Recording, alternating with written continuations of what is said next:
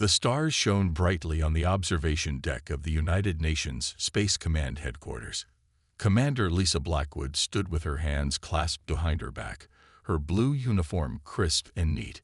She watched as the massive alien ship slowly approached Earth's orbit. "They're right on schedule," said Dr. Kevin Marshall, adjusting his glasses nervously. "First official contact with an alien civilization. Hard to believe it's actually happening." Lisa nodded. 27 different species in their Galactic Council, according to their transmission. And we're about to meet them all. The year was 2087. Humanity had expanded to Mars and the Moon, but remained confined to their solar system. Then came the signals from deep space. Deliberate, mathematical, and clearly artificial. After 6 months of communication, the aliens had agreed to visit Earth. "Commander Blackwood," a voice spoke through her earpiece. "The alien delegation is ready to teleport to the reception area." Lisa took a deep breath. As Earth's chosen representative, everything she said and did would shape humanity's place among the stars. "Let's not keep our guests waiting," she said to Kevin, ready to make history. The reception area was a large circular room with a domed ceiling showing Earth's night sky. 5 human officials stood in a half circle, with Lisa at the center. A soft hum filled the air. And then they appeared, 7 aliens of different shapes, sizes, and colors. The one in the center stepped forward. It had blue skin, 4 arms, and large, sensitive eyes. "I am Ambassador Israel of the Vosgian people," it said through a translation device. "On behalf of the Galactic Council, I greet Earth." Lisa bowed slightly. "Commander Lisa Blackwood, representing the United Nations of Earth, we welcome you to our world." As introductions continued, Lisa noticed something odd. The aliens seemed nervous.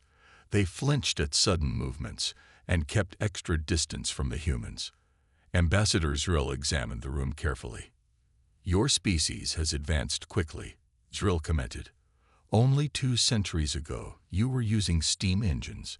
Now you have rudimentary space travel." "We're eager learners," Lisa replied. "Indeed." Zrill's large eyes blinked slowly.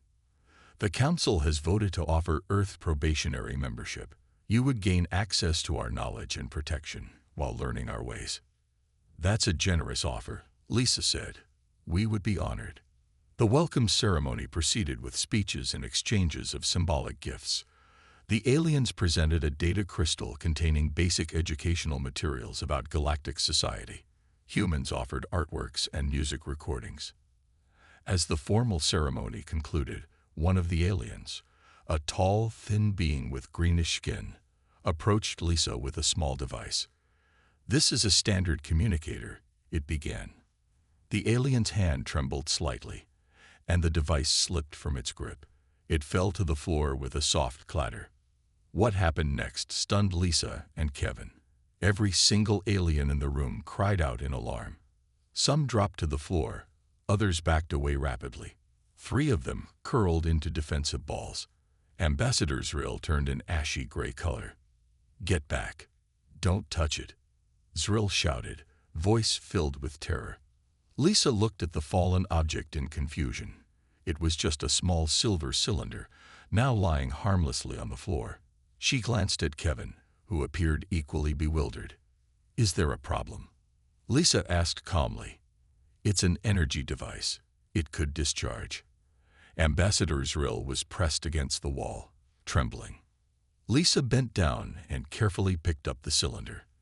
The aliens gasped collectively. "Seems intact," she said, turning it over in her hands. "No damage that I can see." She held it out toward the green alien who had dropped it. The alien stared at Lisa with an expression of utter disbelief. Every alien in the room was now looking at the humans with new eyes, a mixture of fear, shock, and something that looked almost like reverence. You just picked it up," Ambassador Zrill whispered, "without protection, without fear."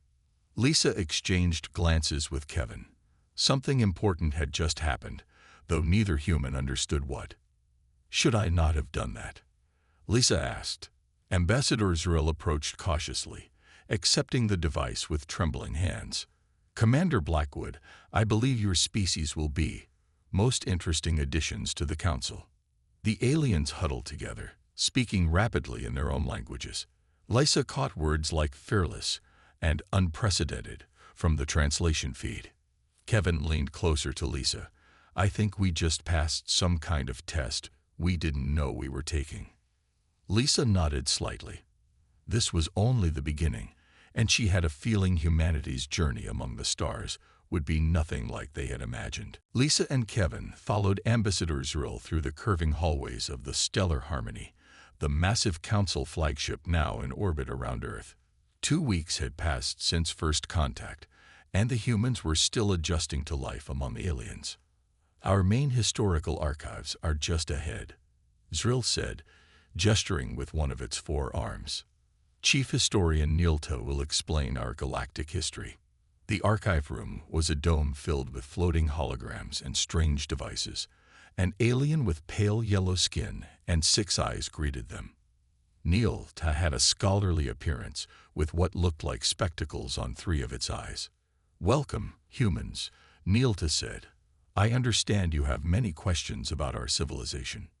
We do, Kevin replied. For starters, why did everyone panic when that communicator was dropped during our first meeting? Nilta and Zrill exchanged looks. That requires context, Nilta said. Please, sit. The aliens directed Lisa and Kevin to comfortable chairs as a 3-dimensional star map appeared above them. The Galactic Council has existed for over 50,000 years, Nilta began. But before peace, there was the War of 8 Suns. The hologram showed 8 stars turning red, then exploding. 8 entire solar systems destroyed. Lisa asked in shock. Yes, the war nearly wiped out all sentient life in our galaxy. The weapons used were beyond terrible. After that devastation, the survivors created the Great Accord. All weapons beyond a certain destructive threshold were prohibited forever. Kevin leaned forward. So that's why everyone panicked over a dropped communicator. Fear of weapons. Partly, Zrill said. But there is more to it. Tell me, Commander Blackwood, how did humans evolve on Earth? Lisa looked puzzled. We started as hunter-gatherers. Before that, early humans were persistence hunters. We would chase prey until it collapsed from exhaustion. The aliens went very still. Nilta's 6 eyes blinked rapidly. You evolved from predator species, Zrill asked quietly. Well, yes, Kevin said, though we're omnivores now. Why? Nilta activated another hologram showing various alien species. Every council member evolved from what you would call prey animals, species that survived by hiding, running, or living in large protective groups. Lisa began to understand. So you all have natural fear responses to danger. Precisely, Zrill confirmed. When that energy device fell, our instincts told us to flee from potential harm. But you, Commander, you picked it up without hesitation. Kevin frowned. But surely after thousands of years of civilization, you've overcome those instincts. We've built our civilization around them, Nilta explained. Our technology is designed to be completely safe. Our societies value caution above all. The concept of deliberately creating danger is alien to us. The hologram shifted to show various Earth scenes. Soldiers in battle, race car drivers, extreme sports enthusiasts. Your human history disturbs us, Zrill admitted. You intentionally risk harm for entertainment. You create weapons specifically to hurt others. When faced with a new technology, your first thought is often, how can this be weaponized? Lisa sat up straighter. That's not entirely fair.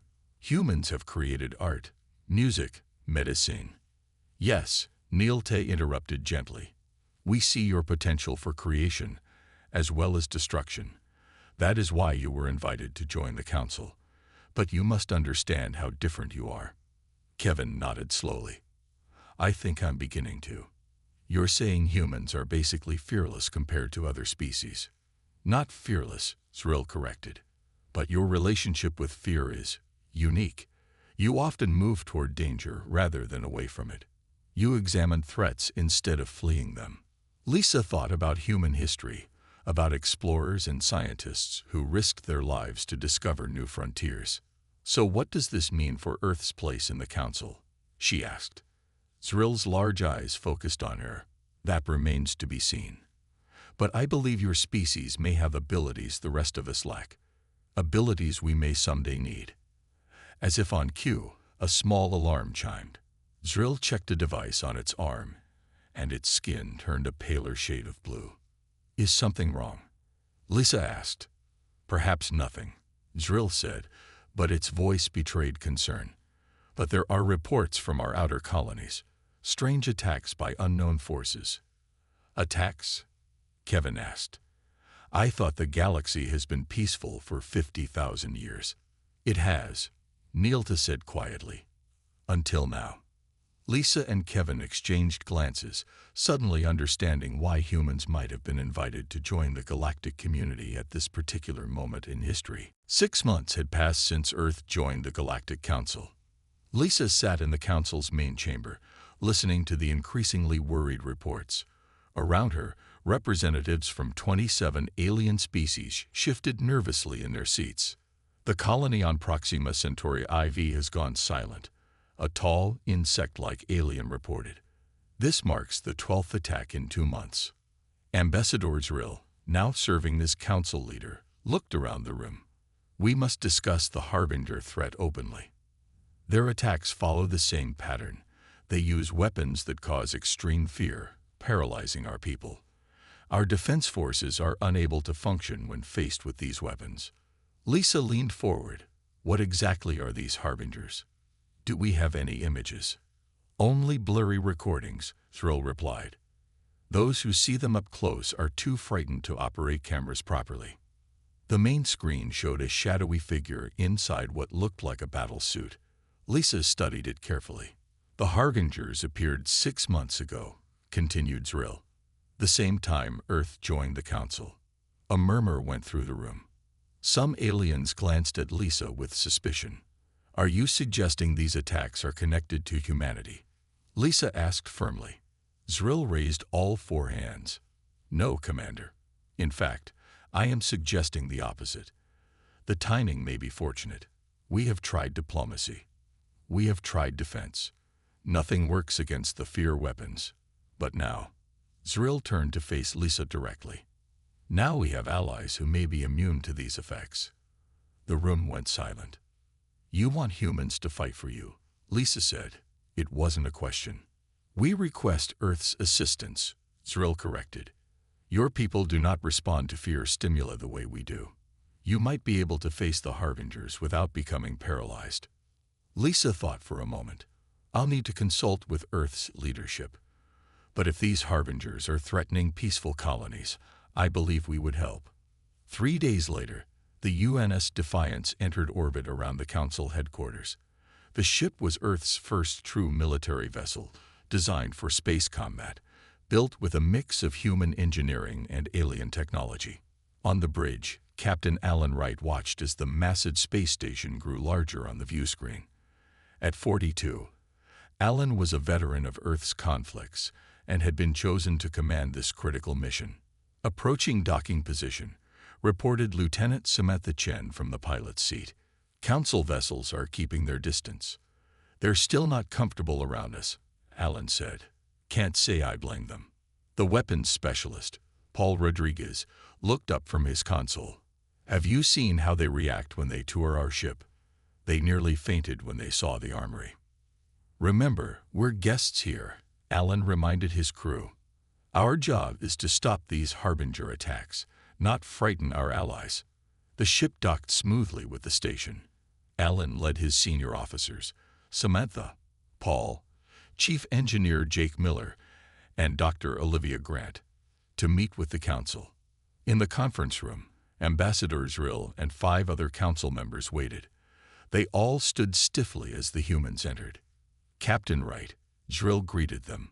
The Council thanks you for your assistance. We're glad to help, Alan replied.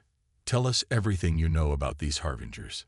As the aliens explained the situation, Paul studied the weapons data on his tablet. These fear-inducing weapons are fascinating, he said, almost like a focused panic beam. The aliens flinched at his interested tone. You find weapons fascinating, one alien asked in horror. From a technical perspective, Paul clarified. Understanding how they work helps us counter them. Dr. Grant looked up from her medical scanner. The fear effect seems to target specific neural pathways that all council species share.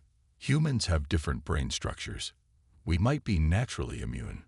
The council members stared at the humans with a mixture of hope and unease. We've received a distress call from Proxima Colony, Zrill said. The harbingers have returned. Can your ship intercept them?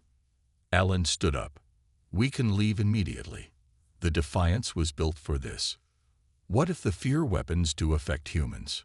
One council member asked nervously. Alan smiled slightly. Then we'll do what humans have always done. We'll fight through the fear.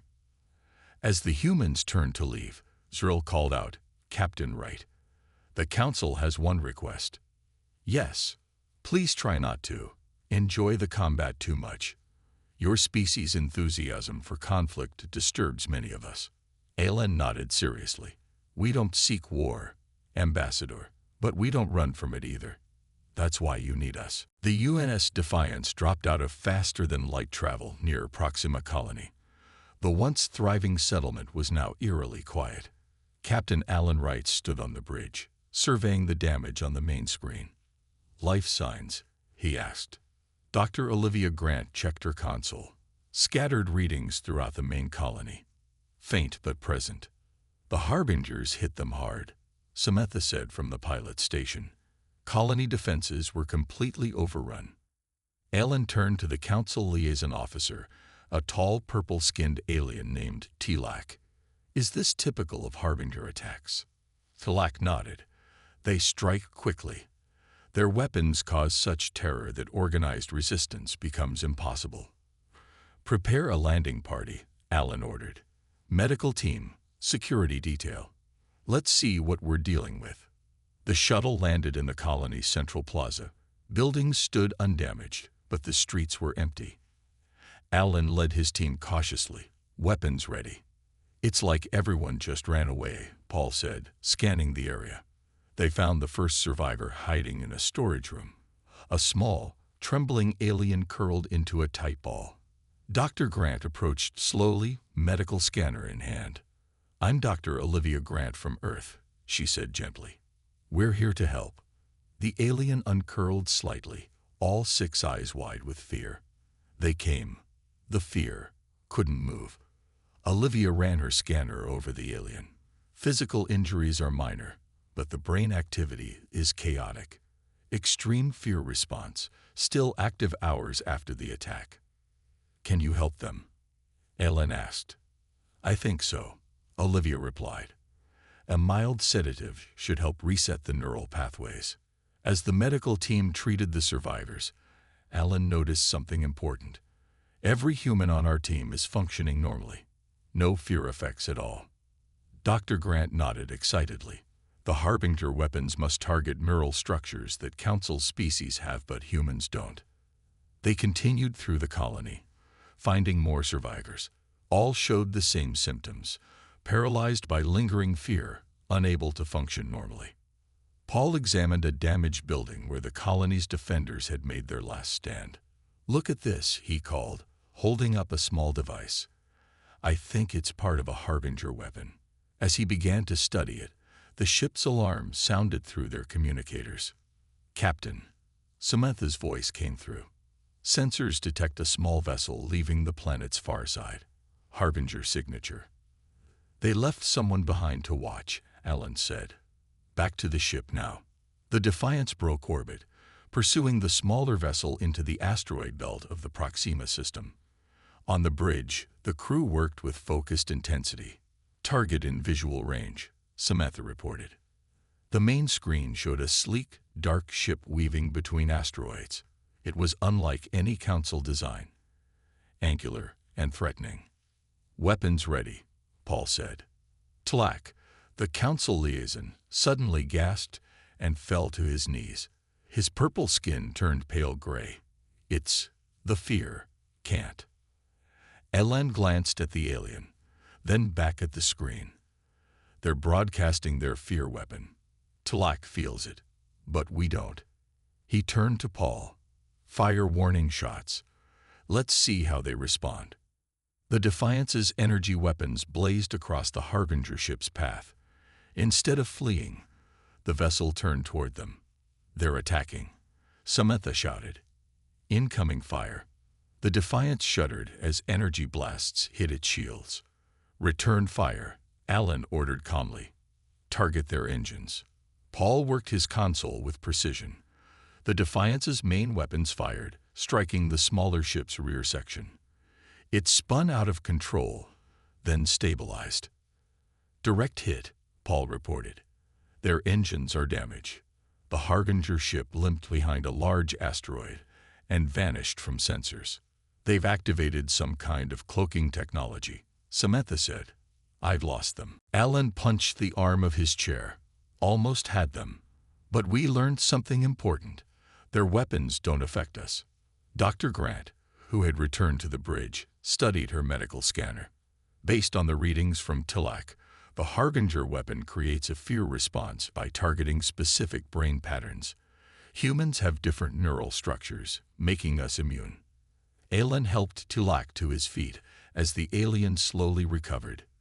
You okay? Tlak stared at the humans with new appreciation. You felt nothing. No fear at all. Not from their weapons, Alan replied. Regular old-fashioned fear from being shot at, sure, but we can function through that. This changes everything, Tlak said quietly. And something else. I saw the Harbinger ship clearly before I was incapacitated. Captain, they're not what we thought. What do you mean? Their design. It's built for beings much smaller than us. I think the Harbingers themselves are small creatures, using technology to appear more threatening. Alan smiled slightly. So the monsters everyone fears are actually the smallest kids on the block. That's an interesting twist. Back at Council headquarters, the main chamber buzzed with excited conversation. Lisa Blackwood stood before the assembled representatives, presenting the findings from the Proxima Colony mission. The Defiance confirmed what we suspected, she said. Humans are immune to the Harbinger fear weapons.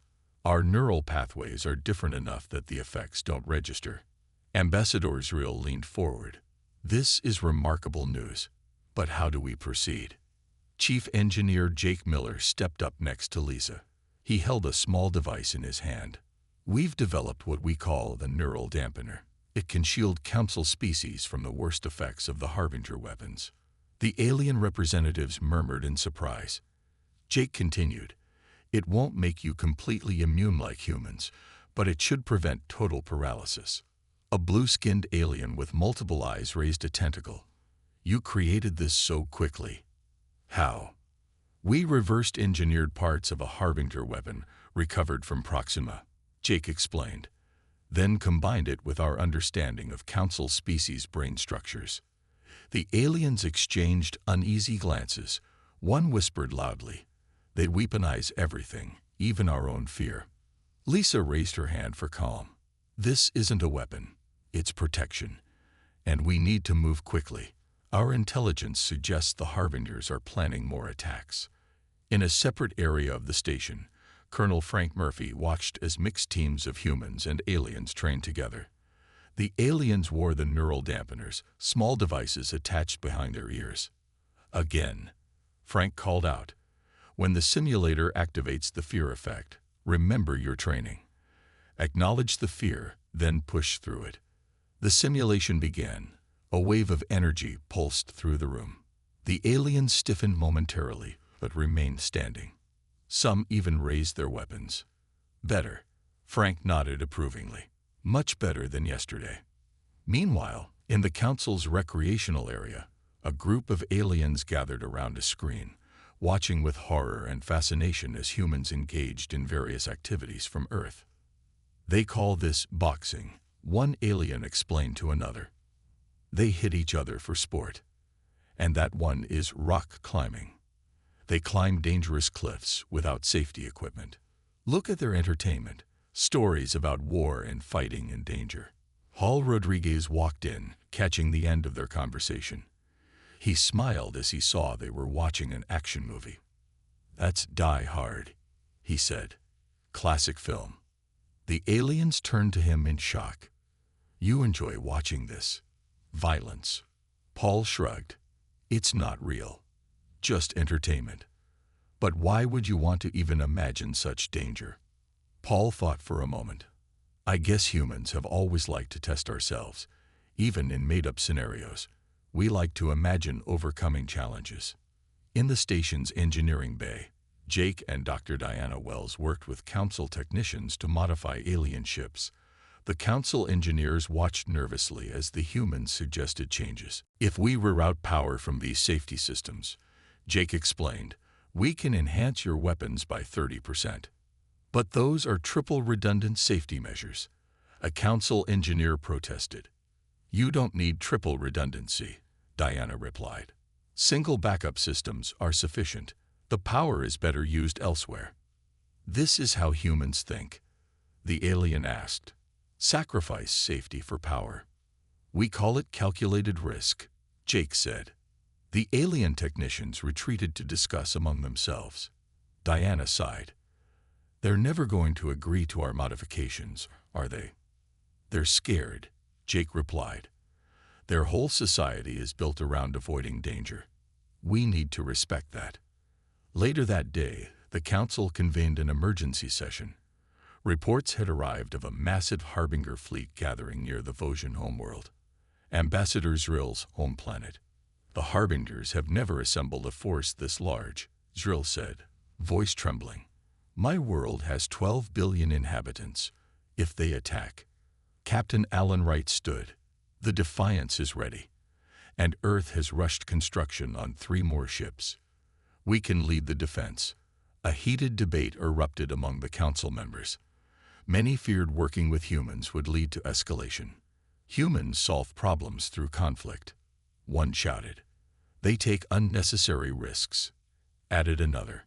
Ambassador Lisa stepped forward. "You're right. Humans do approach problems differently than you do. We can be aggressive. We do take risks. But right now, those traits are exactly what you need." She looked around the room. "The Harbingers use your fear against you. We aren't affected by that fear. Let us help you in the way we know best." Zrill silenced the chamber with a gesture. "Commander Blackwood speaks truth. The Council has maintained peace for 50,000 years because we feared war more than anything. But now we face an enemy who turns our nature against us." The ambassador turned to Captain Wright. "How soon can your ships reach Vosgian space?" Alan stood straight. "We can depart within the hour." "Then may fortune favor the fearless," Zrill said. "The Council grants humans full authority to leave this defense. Save my world, Captain." As the humans left to prepare, Dr. Grant whispered to Alan, "No pressure, right?" Alan smiled grimly. "Just another day for humanity, fighting the monsters that everyone else fears." The Vosgian homeworld hung like a blue-green jewel in space. Captain Alan Wright stood on the bridge of the UNS Defiance, watching as orbital platforms and civilian ships fled the coming battle. 3 more human vessels had joined them: the Intrepid, the Valor, and the Dauntless. Together they formed Earth's first space battle group. Harbinger fleet detected, Samantha called from her station. 42 ships approaching from the outer system. Alan turned to communications. Status of the Council ships: 26 vessels in support positions, the officer replied. "They're keeping their distance, sir." Alan nodded, understanding. Even with neural dampeners, Council species struggled to face combat directly. Their ships would provide backup but couldn't be counted on for frontline fighting. "Open channel to all human ships," Alan ordered.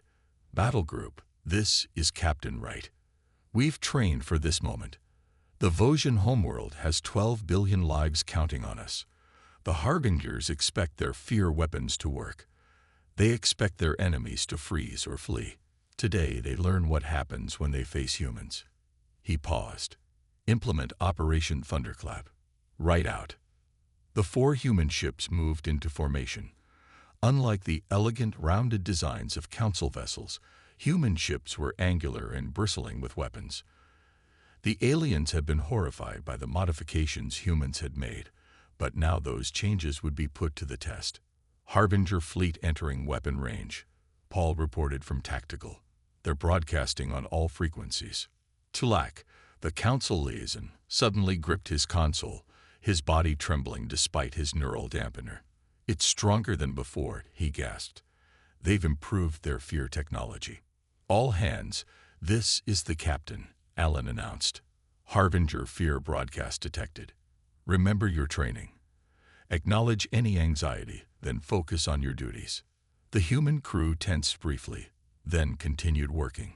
Some showed signs of stress, but not one abandoned their post. They're targeting the orbital stations first, Samantha reported. Not on our watch, Alan replied. Lieutenant Ryan Cooper, is your boarding team ready? Over the comm, Ryan's voice came through clearly. Strike team ready, Captain. Just give us a target.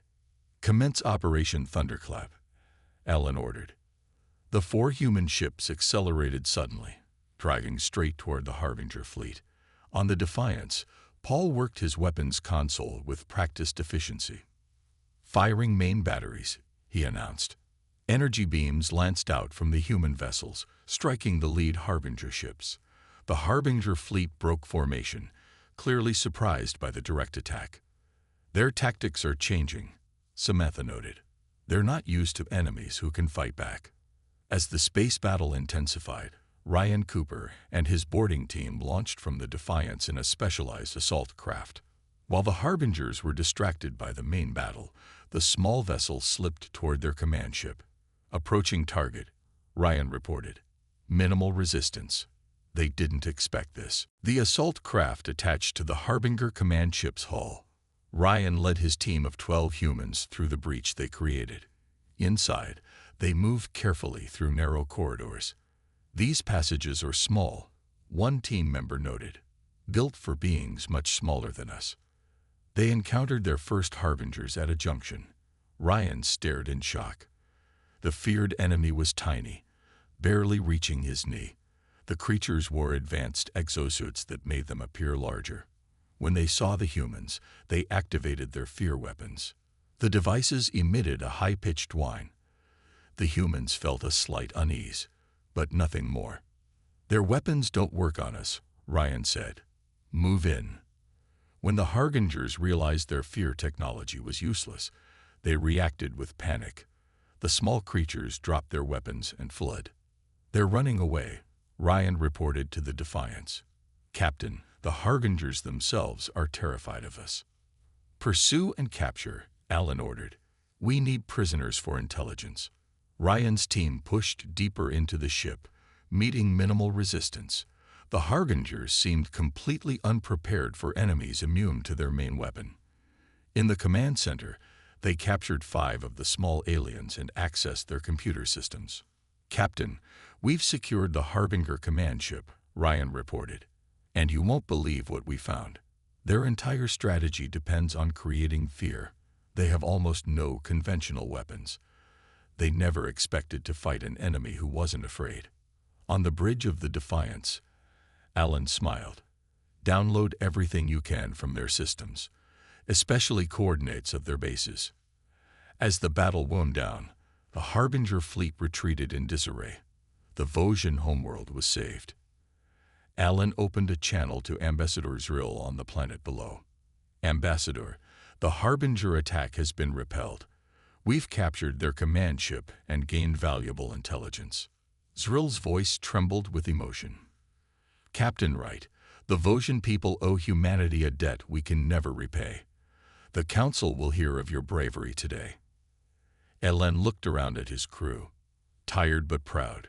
Just doing what humans do best, Ambassador. Facing the monsters so others don't have to. The Council chamber was packed with representatives from all 27 species. Data from the captured Harbinger ship played on large screens around the room.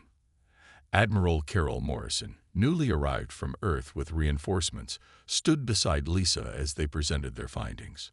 The Harbingers evolved on a harsh world with many predators, Lisa explained. Unlike Council species who developed flight responses, the Harbingers developed fear-based technology as their survival mechanism. Admiral Morrison continued, "They are physically small and weak. They created fear weapons and imposing exosuits to appear more threatening than they actually are." Ambassador Zrill, still emotional after the defense of his homeworld, addressed the chamber. "The humans have proven their worth beyond doubt. They boarded a Harbinger vessel, something no Council species has ever accomplished." The captured Harbinger data showed images of their homeworld, a rocky planet with towering cliffs and deep caves. The small creatures lived underground in vast networks, emerging only in their protective suits. "Their society is built entirely around fear," explained Dr. Nathan Rivera, the human psychologist who had studied the captured Harbingers. "Their basic philosophy is simple: make others afraid before they can make you afraid." "How do we fight such beings?" asked a council member. Admiral Morrison stepped forward. "We've located their homeworld using the data from the command ship. I propose a direct mission to end this threat permanently." The council erupted in debate. Many species recoiled at the idea of attacking another world. Others insisted on trying diplomacy first. Lisa raised her hand for quiet. "The Harbingers attacked peaceful colonies without provocation. They've shown no interest in communication, but we're not suggesting destruction. We're suggesting a show of force to bring them to the negotiating table." A tall, reed-thin alien stood. "The Council has maintained peace for 50,000 years by avoiding direct confrontation. What you propose is dangerous. Sometimes avoiding confrontation allows threats to grow," Admiral Morrison replied.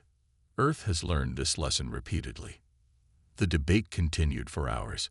Finally, Ambassador Zrill called for a vote. By a narrow margin, the Council approved the human plan. 2 weeks later, a fleet gathered near the edge of Harbinger space. 12 human ships formed the core, with 50 Council vessels providing support.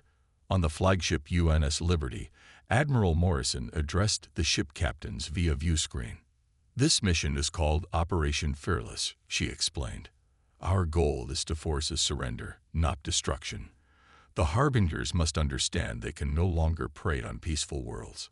Captain Alan Wright, now commanding the upgraded Defiance, asked, "What if they refuse to surrender?" "Then we demonstrate that their fear tactics won't work on us," Morrison replied. "Remember, these beings have never faced an enemy immune to their primary weapon. Just our presence will be deeply shocking to them." The planning session continued, with Council representatives arguing for caution at every step. Dr. Kevin Marshall, who had joined the expedition as a cultural advisor, finally spoke up. "We're missing something fundamental here," he said. "We keep talking about the Harbingers as enemies to be defeated, but we're overlooking their primary motivation." "Which is?" Morrison asked. "They attack because they're afraid," Kevin explained. "Their entire civilization is built on fear. They strike first because they expect everyone else to be just as dangerous as the predators on their homeworld." The room fell silent as the implications sank in. "So what are you suggesting, Dr. Marshall?" Morrison asked. "Psychological warfare," Kevin replied, "but not the kind humans usually practice. We need to show them something they've never seen before, a predator species that chooses not to prey on the weak." Ellen nodded slowly. "We demonstrate strength, then offer peace from a position of power." "Exactly," Kevin said. "The Harbingers understand fear. Let's show them what happens when you meet someone who doesn't fear you, but also doesn't wish to destroy you." As the fleet approached Harbinger space, technicians worked on special broadcasting equipment. The plan was no longer just a show of military might. It had evolved into something uniquely human, facing fear and offering friendship anyway. The Harbinger border defenses appeared on sensors. Automated fear beacons drifted in space, broadcasting terror to ward off intruders. The Council ships fell back, their crews affected despite neural dampeners. But the human ships pressed forward, immune to the psychological attack. Fear beacons having no effect, reported Samantha Chen, now promoted to commander and serving as Morrison's tactical officer. Harbinger automated defenses are activating. Proceed as planned, Admiral Morrison ordered. Begin transmission. The human fleet broadcast directly to the Harbinger homeworld. But instead of threats, they sent something the Harbingers had never encountered before, a message of peace delivered by beings who felt no fear of them. The Harbinger homeworld was a place of shadows and hiding, of deep caves and underground cities. For the first time in their history, the Harbingers faced an enemy that walked openly under their skies, unaffected by the fear weapons that had protected them for thousands of years. Admiral Morrison stood on the surface, the first alien to ever set foot there without being overcome by terror. Beside her, Ambassador Lisa Blackwood and Dr. Nathan Rivera waited as the Harbinger leadership approached in their mechanical suits. "They're terrified," Nathan whispered, observing their movements. "Their suits are designed to hide their trembling." The lead Harbinger stopped 10 feet away. Its mechanical voice boomed from speakers. "Why have you come to our world? How can you resist the fear?" Lisa stepped forward. "We are humans from Earth. We evolved differently than the species you've encountered before. Your fear weapons do not affect us." The Harbinger leaders conferred among themselves, clearly distressed by this news. "If you are immune to fear, then you will destroy us," the leader finally said. "That is the way of predators." Admiral Morrison shook her head. "If we wanted to destroy you, we already would have. We came to talk." Over the next 3 days, humans and Harbingers negotiated terms. The Harbingers were suspicious at first, unable to understand predators who didn't immediately attack.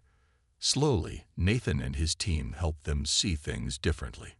"Your society is built on making others afraid before they can make you afraid," Nathan explained to the Harbinger Council. "But there's another way to live, through cooperation and mutual protection."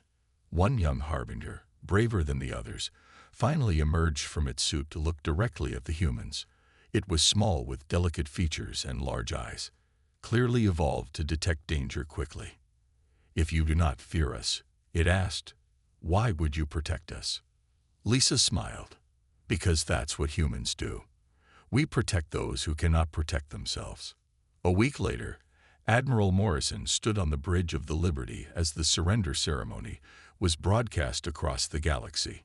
The Harbinger leader, now identified as High Chancellor Veeks, signed the treaty ending hostilities. The Harbinger Collective agrees to cease all attacks on Council worlds, Veeks announced. "In exchange, Earth will provide protection and help us integrate peacefully into galactic society." Ambassador Israel, watching from Council headquarters, could hardly believe what he was seeing. They surrendered without a single shot fired in the final confrontation. Dr. Kevin Marshall, standing beside him, nodded. When faced with predators who chose not to prey on them, their entire worldview collapsed. It was the one scenario they had never prepared for.